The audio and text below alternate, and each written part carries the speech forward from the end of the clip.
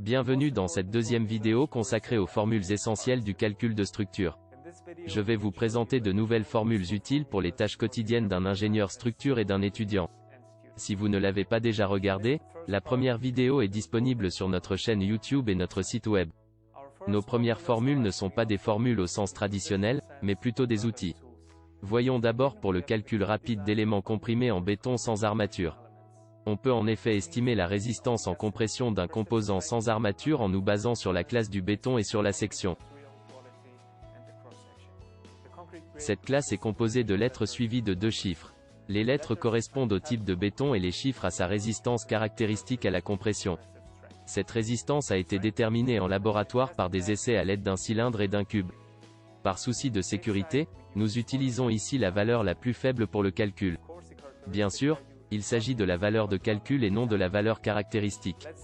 Prenons l'exemple d'une section rectangulaire de 30 par 50 en béton C30-37. Il suffit de multiplier l'aire de cette section par la valeur de calcul de la résistance en compression afin de déterminer l'effort de compression qui peut être absorbé. Ce composant sans armature peut absorber cet effort.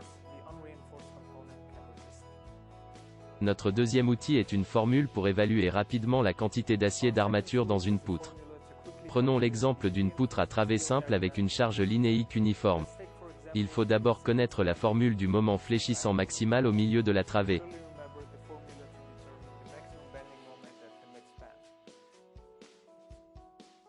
Nous divisons le moment par 0,9 fois la hauteur utile pour trouver l'effort de traction résultant approximatif. Il est très important de noter que le béton a une résistance à la traction très faible. Il est plus prudent de ne pas la considérer dans le calcul initial. La totalité de l'effort de traction doit donc être absorbée par l'armature.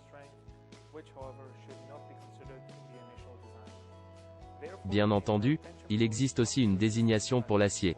La première lettre correspond à l'acier d'armature, le nombre à la limite d'élasticité caractéristique et la seconde lettre à la classe de ductilité. Il existe des aciers d'armature à ductilité normale, à haute ductilité ou encore à très haute ductilité. Pour connaître la quantité d'acier d'armature, il faut diviser l'effort de traction agissant par la valeur de calcul de la limite d'élasticité. Pour obtenir cette quantité en centimètres carrés, il faut également convertir la limite d'élasticité en kilonewtons par centimètre carré. Enfin, on obtient le nombre et le diamètre exact des barres de traction par calcul ou dans un tableau. Veuillez noter qu'il faut toujours arrondir ces valeurs à la valeur supérieure. Nous allons désormais mettre tout cela en application à l'aide d'un exemple.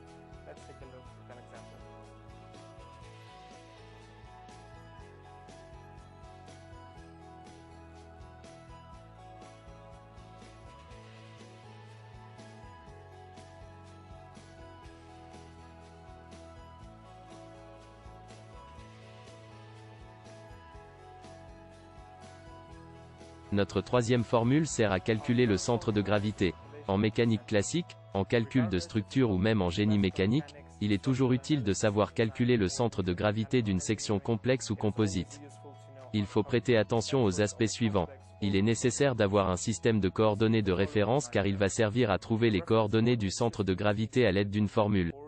L'aire de la section doit pouvoir être divisée en forme simple pour trouver les coordonnées de leur centre de gravité respectif. On les appellera ici les centres de gravité partiels. Analysons maintenant une section en forme de L. Pour déterminer son centre de gravité, nous la divisons d'abord en deux rectangles dont nous calculons les aires et les centres de gravité partiels. Les coordonnées du centre de gravité de cette section en L sont obtenues à l'aide des formules suivantes. Il s'agit des sommes des aires partielles multipliées par la distance entre les centres de gravité partiels et l'origine du système de coordonnées de référence, à travers l'aire complète de la section. La vidéo précédente présentait le moment d'inertie d'une section rectangulaire symétrique. Cependant, les sections des structures en acier sont souvent plus complexes, telles que des profilés en I soudés les uns aux autres. C'est le moment d'inertie de l'aire du rectangle dans lequel notre section en I s'insère qui est en fait déterminé. Puis le moment d'inertie de l'aire des ouvertures est simplement soustrait. Le même principe s'applique à l'axe Z. Si les épaisseurs ou les largeurs de la semelle sont différentes, elles sont souvent négligées dans le cas d'une analyse rapide et considérées uniquement dans le cadre du théorème de transport. Le module élastique de ces sections est obtenu de la même manière que pour un rectangle classique. Nos dernières formules sont des vérifications rapides pour déterminer la résistance en flexion de la section prise comme exemple dans cette vidéo. Considérons-la comme une poutre à travée simple avec une charge de barre constante. Il ne reste plus qu'à vérifier si notre poutre peut absorber le moment fléchissant maximal. Selon la théorie de l'élasticité, il faut d'abord calculer le moment d'inertie et le module de section élastique autour de l'axe Y. Le moment fléchissant est ensuite divisé par le module de section pour déterminer la contrainte efficace. Il est facile de déterminer la limite d'élasticité à partir de la nuance de l'acier. Par exemple, la limite d'élasticité caractéristique de l'acier S235 est de 23,5 kN par cm². Il faut augmenter cette valeur par le coefficient de sécurité partiel correspondant pour obtenir la valeur de calcul. Dans le cas traité dans cette vidéo, la valeur est de 1,0, car il n'y a pas d'échec de stabilité. Si la contrainte appliquée est inférieure à la limite d'élasticité de l'acier considéré, la vérification est concluante. J'en profite pour vous faire remarquer que les contraintes les plus importantes s'appliquent sur les bords de la section. La vérification élastique est un peu plus rapide. Afin de déterminer le moment fléchissant élastique maximal que la poutre peut absorber, il faut multiplier le module de section élastique par la limite d'élasticité. La vérification est satisfaisante si le moment fléchissant efficace est inférieur au moment fléchissant élastique maximal.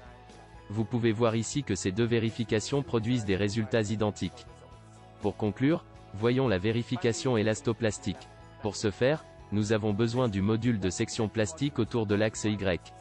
Il s'agit de la somme des aires partielles de la section multipliée par la distance entre leurs centres de gravité et leurs axes neutres respectifs. Pour déterminer le moment fléchissant plastique maximal de la section, on multiplie le module de section plastique par la limite d'élasticité.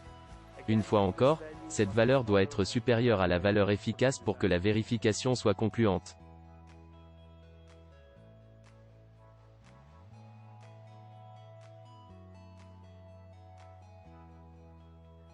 Cette deuxième partie sur les formules essentielles du calcul de structure touche à sa fin. Nous sommes toujours ravis de lire vos idées et vos suggestions, alors n'hésitez pas à nous faire part de votre avis. Nous espérons qu'elle vous a plu. À bientôt.